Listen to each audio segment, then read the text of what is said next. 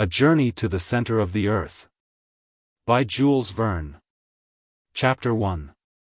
My uncle makes a great discovery. Looking back to all that has occurred to me since that eventful day, I am scarcely able to believe in the reality of my adventures. They were truly so wonderful that even now I am bewildered when I think of them. My uncle was a German, having married my mother's sister, an Englishwoman.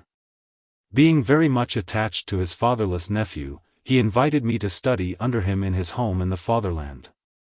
This home was in a large town, and my uncle a professor of philosophy, chemistry, geology, mineralogy, and many other ologies. One day, after passing some hours in the laboratory, my uncle being absent at the time, I suddenly felt the necessity of renovating the tissues, i.e., I was hungry, and was about to rouse up our old French cook, when my uncle, Professor von Hardwigg, suddenly opened the street door, and came rushing upstairs. Now Professor Hardwigg, my worthy uncle, is by no means a bad sort of man. He is, however, choleric and original.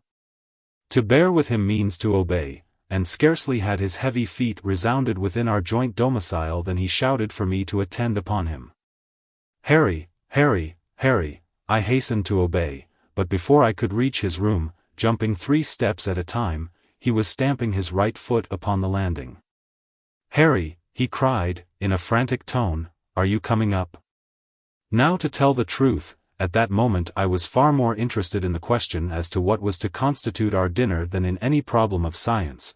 To me soup was more interesting than soda, an omelette more tempting than arithmetic, and an artichoke of 10 times more value than any amount of asbestos. But my uncle was not a man to be kept waiting, so adjourning therefore all minor questions, I presented myself before him. He was a very learned man.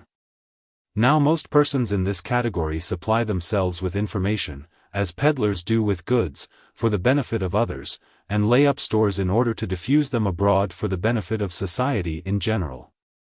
Not so my excellent uncle, Professor Hardwigg. He studied, he consumed the midnight oil, he pored over heavy tomes, and digested huge quartos and folios in order to keep the knowledge acquired to himself. There was a reason, and it may be regarded as a good one, why my uncle objected to display his learning more than was absolutely necessary. He stammered, and when intent upon explaining the phenomena of the heavens, was apt to find himself at fault, and allude in such a vague way to sun, moon, and stars that few were able to comprehend his meaning.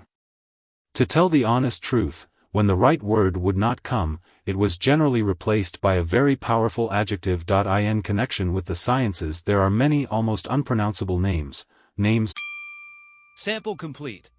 Ready to continue?